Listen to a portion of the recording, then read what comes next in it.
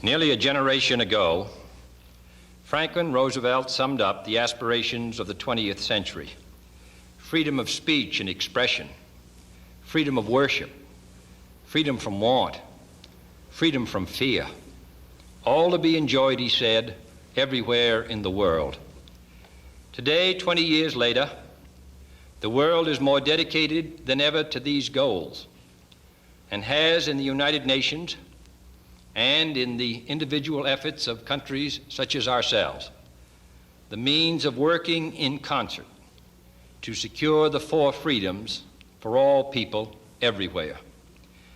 These freedoms, which were vindicated against the assault of fascism in the Second World War, have been under harsh and insistent attack from another totalitarian faith in the years since. Yet no one can doubt that President Roosevelt was everlastingly right when he named the four freedoms as the common purpose of humanity. In the last 20 years, 43 nations have come into being, and in every new nation, one can see the rising demand for each one of the four freedoms. This demand cannot be denied. Any system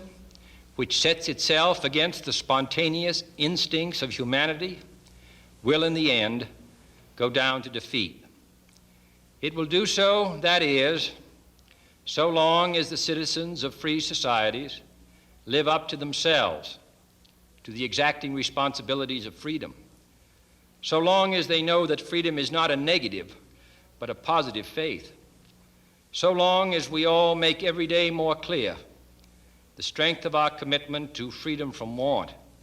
and freedom from fear everywhere in the world by assisting new nations in their struggle for national identity and pressing ever forward in the quest for disarmament and world peace. Those who deny freedom to others, said Abraham Lincoln,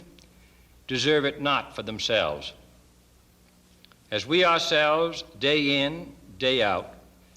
meet the challenge of the four freedoms, we may be confident that these freedoms will increasingly be, as Franklin Roosevelt said,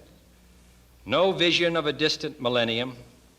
but rather a definite basis for a kind of world attainable in our own time. All history shows that the revolution of freedom is permanent and irresistible, and I am proud